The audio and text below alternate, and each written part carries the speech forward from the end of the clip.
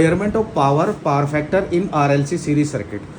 Series भी कर सकते हैं, पैरेलल भी कर सकते हैं। ये जो इंडक्टर लगे हुए हैं ये इंडक्टर सीरीज इंडक्टर है, ध्यान रहे ये सीरीज इंडक्टर है, पैरेलल इंडक्टर नहीं है ये। तो पहले अब हम बात करते हैं, ये जो मीटर है ना इसके कनेक्शन हमने बाहर दिए हैं। हम इसको दो तरह से यूज़ करेंगे, दो तरह से यूज़ करेंगे। एक तो हम इससे मेजरमेंट करेंगे कि भाई इनपुट वोल्टेज इतनी है, पहली वोल्टेज ये होगी, क्लियर होगी। हम इसको यहाँ से निकाल देंगे, हमने देख लिया अभी 245 वोल्टेज है पहले, ठीक है। अब बात करेंगे कि इस मीटर को हम और कैसे यूज़ करेंगे।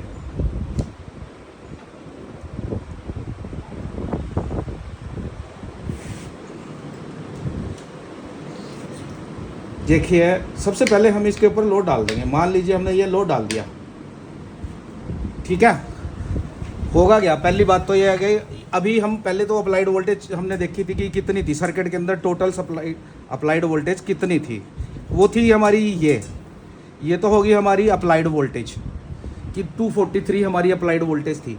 अब जो भी हमने एलिमेंट्स इसके बीच में डाले हुए हैं, जैसे रेजिस्टेंस डाल रखा है, ठीक है, फिर इंडक्टर डाल रखा है, फिर इसमें कैपेसिटर डाल रखा है।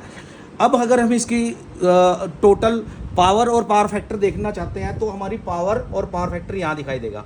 ये तो दिखा रहा है 139 वाट 140 वाट, ये तो दिखा रहा है पावर फैक्टर पावर। अगर हम पावर फैक्टर देखना चाहेंगे तो ये आपको यहाँ पे पावर फैक्टर दिखा रहा है, ठीक है।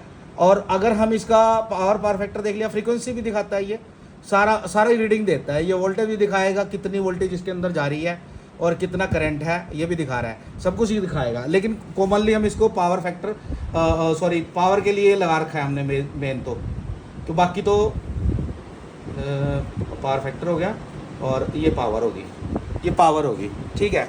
पहली बात तो ये। दूसरी बात इसमें क्या होता है कि जो भी हमने ये नोट कर लिया कि हमारी अप्लाइड वोल्टेज इतनी है भाई 245। अब किसी भी एलिमेंट के अक्रॉस जो हम वोल्टेज चेक करेंगे कितनी है, ये आपका आर के अगेंस्ट जो है 114 वोल्ट है और टोटल सर्किट का करंट जो है वो एक एम्पियर है। तो जो हमारी फाइंड आउट होगी कि आर की वैल्यू क्या है इस समय, वो 114 डिवाइडेड बाय 1, यानी कि 114 ओम के रेजिस्टेंस इस समय ये जल रही है, ठीक है। ये हो गया आपका आर की value. How to find out the unknown value of R, L and C, ठीक है। ये आर की वैल्यू होगी। उसके बाद अगर हम बात करें एल की बात करें तो ये 22 वोल्ट उसके अक्रॉस है। तो इसका जो फार्मूला होता है वो होता है एक्स जो ये एक्सएल आएगा 22 डिवाइडेड बाय ये, ठीक है, 22 आ गया, 22 एक्सएल आ गया। तो एक्सएल इज इक्वल टू होता है 2 पाई एफ एल। तो 2 और बाई का मतलब 3.14 और एफ का मतलब फ्रीक्वेंसी। एल को हम फाइंड आउट कर लेंगे कि एल की वैल्यू क्या है, ये ऐसे फार्मूले से फाइंड आउट होगी। उसके बाद हम बात करते हैं सी की। ये आपका सी है, सी के अक्रॉस जो वोल्टेज है हमारी वो 221 वोल्ट है, ठीक है। तो इसका एक्सएल जो आ गया वो 221 डिवाइडेड बाय 1.06, तो 221 एक्सएल आ गया। अब एक्सएल इज इक्वल टू होता है 1/2 पाई एफ सी। तो उसके करस्पॉन्डिंग हम इसका सी भी फाइंड आउट कर लेंगे।